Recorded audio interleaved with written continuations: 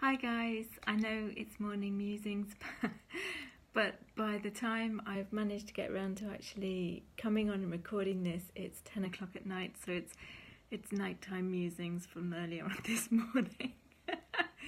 What a day! Wow, the summit is live and it's actually taking up quite a bit of time to, respond to people's comments, which is lovely, and sort out, the little technical glitches. But this is what came through me this morning, and it actually kept coming through me today, which is why I'm here at 10 o'clock recording this. So it was all around spiritual bypassing and the idea of the responsibility it takes to actually do the work on ourselves, really. And that's what we're all here to do, the work on ourselves.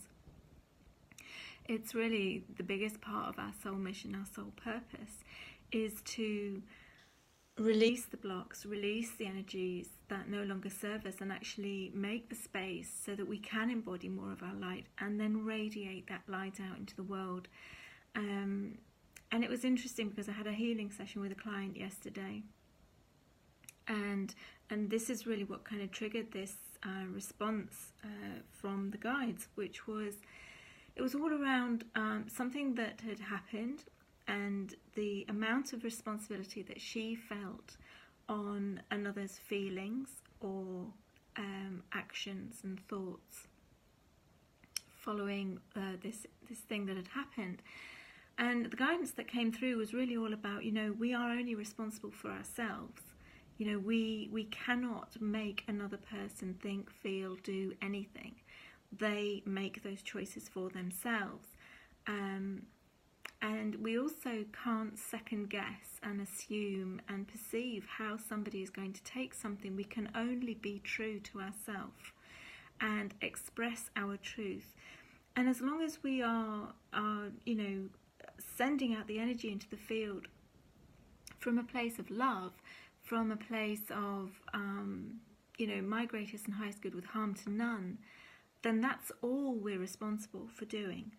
And there was two issues that came through about this. When we take responsibility for another's thoughts, emotions, actions, we quite often are doing this, because we're trained to do that. We're trained to be concerned about what people think. We are taught basically throughout our lives to monitor, to limit what we say, because of the impact and effect that it might have. And quite often that's a major block to our throat chakra, a major block to our expression of our truth. But we are not responsible for anybody else's take on what we have to say, or what we express, what we put out into the field. And quite often we fill ourselves, our field, with everybody else's energy, and we go through this. I've done it in the past. I would go through all the connotations, all the permutations of what might happen. If I say this, then they might think that, and then this might happen, and they might do that.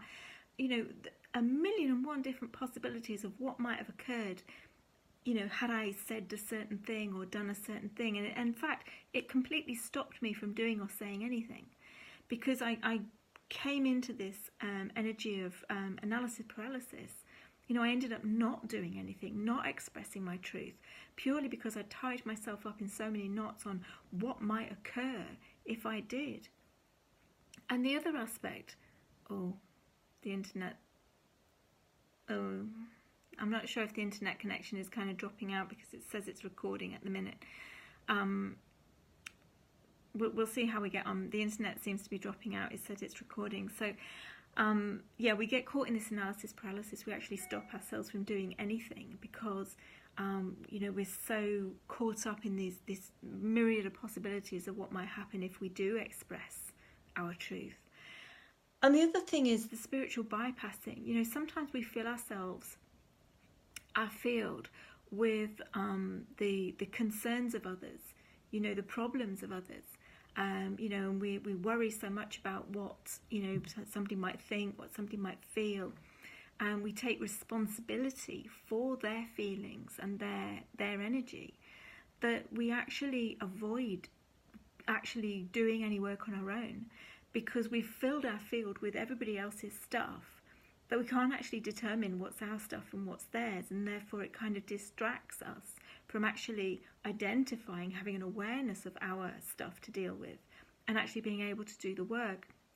So there was kind of these two aspects that came from this idea that,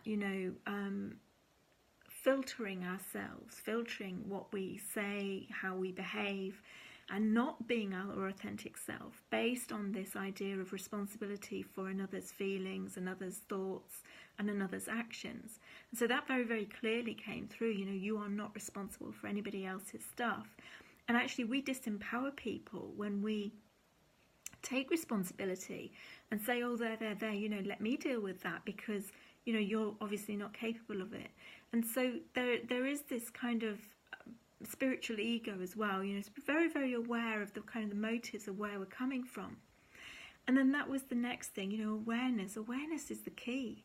It's the key to everything. It enables us to become conscious.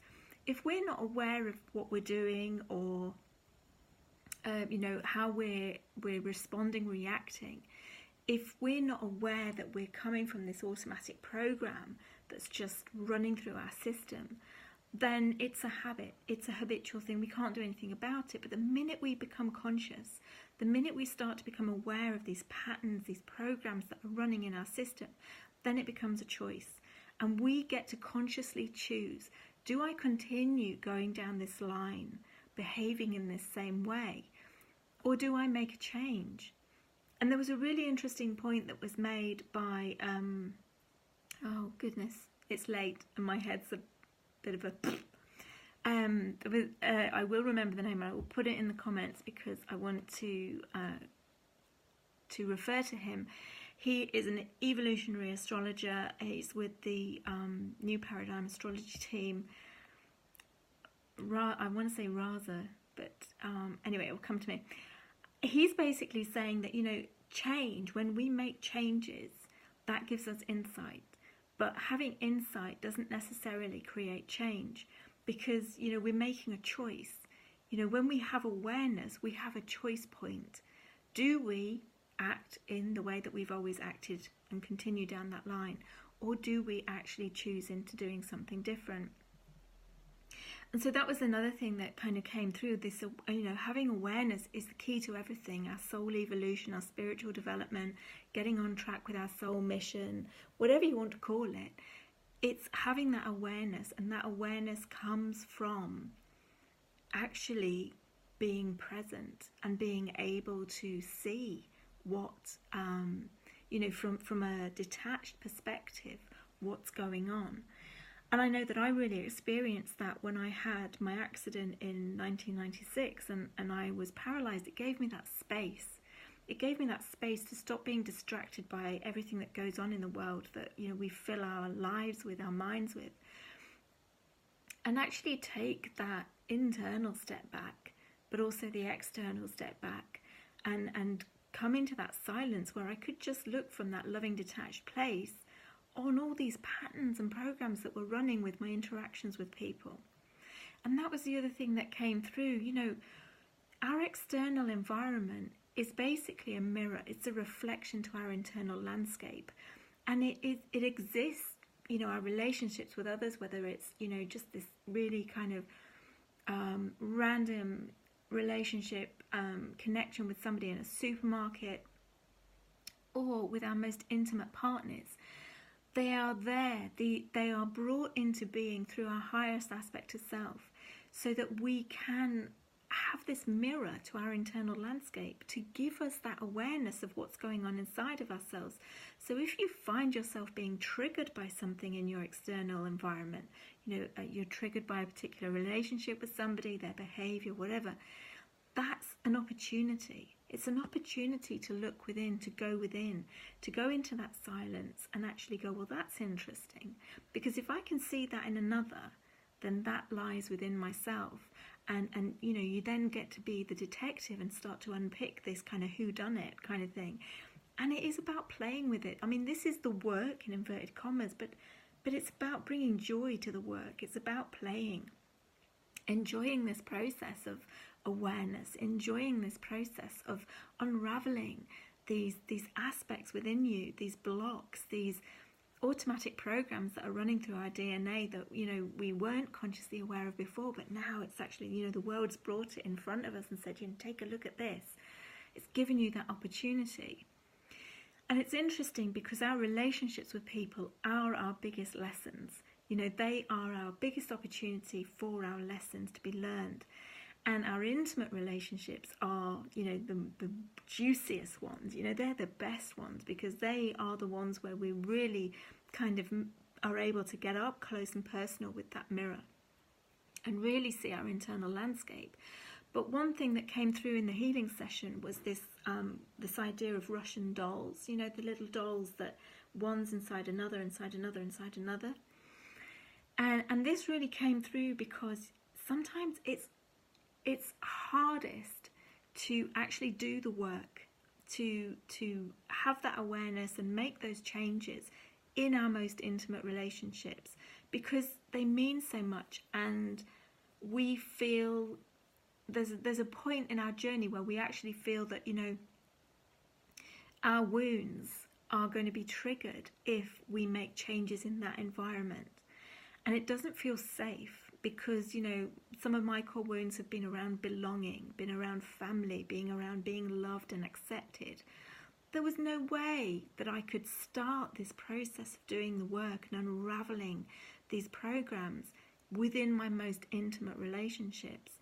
And so this idea of this Russian doll is that your most intimate relationships, and ultimately that is the one with yourself and spirit, is the smallest doll. But there's these bigger dolls that build up around it. And so it's about, it's okay to start making those changes, start playing with this conscious awareness in these outer dolls, in the areas, these spheres of your life that don't trigger that real core wound, that real safety mechanism. Try making changes with situations and relationships with people that, you're not intimately with, that your sense of identity, your sense of belonging, your need to be loved is not so strongly triggered with. That could possibly be with acquaintances rather than your close network of friends, or people at work rather than your family or your loved ones. And gradually, as you start to make these changes in those situations, when you're triggered in those situations, and you take that step and you go, well, that's interesting, and you look at the energy behind the trigger and you look at where that lies within yourself, and you do that investigative work, and you kind of acknowledge it, you own it. Oh, it's recording again. It's a bit poo, this connection at the minute. I'll cut this shorter. That you acknowledge it, own it, and love it, and thank it for being there, because understanding that these programs often created by our ego, and it's all done to protect us. At some point that was done to protect us. That program was put in place to preserve our life and health and well-being, but it's just that it no longer serves us. It's obsolete. We don't need it anymore. And actually it's now becoming a hindrance to our soul's evolution and growth. So practice in these wider spheres, in these larger Russian dolls, and as you do that practice and you enable those changes and then gain those insights, you can then work your way in through these Russian dolls into these different spheres of your life until you reach the juicy, really intimate relationships, whether that be with your loved ones, your family, it may be with your work colleagues, it may be with yourself or spirit. It's about just allowing yourself to do the work as joyfully, as lightly, as playfully as you can, so that you're not then also triggering those other wounds within yourself. You know, because it really is about us taking responsibility for ourselves and doing the work, but using the external landscape, the world around us, our relationships, the people, the situations, the events that are occurring in our life, to be that beautiful mirror, to be that reflection, so that we can gain awareness and consciousness. So that's what I'm going to leave you with tonight. I'm sorry it's probably come out far more garbled than it would have done this morning, but I am quite tired. But I will send you all the love and all the joy in doing this clearing and releasing, because that's all we're doing. We're just clearing and releasing old patterns, old programs in our DNA that are obsolete. But it is about acknowledging, owning and loving them and thanking them for being there, because they served a purpose. It's just that we don't need them anymore. And then once you've gone through that phase, you know, you can then choose something different. You can choose to behave differently, to respond differently. And I'm coming from a place of experience, and I have managed to do this with my most intimate relationships. But I will hold my hand up and say, you know, I was a person who did the Russian dolls. I had to do it in areas that I felt safe to do it in and work my way in. And so, you know, don't judge how the work is done, how it progresses. You know, don't judge that, you know, somebody may dive straight into doing the smallest Russian doll and you're still out on the big outer fields. It doesn't matter. Nobody else's journey matters but your own. So just allow yourself, love yourself, give to yourself, but let yourself do the work, and don't allow yourself to be distracted by anybody else's, because that's their responsibility. It's not yours. Okay, good night. So much love. Take care. Bye.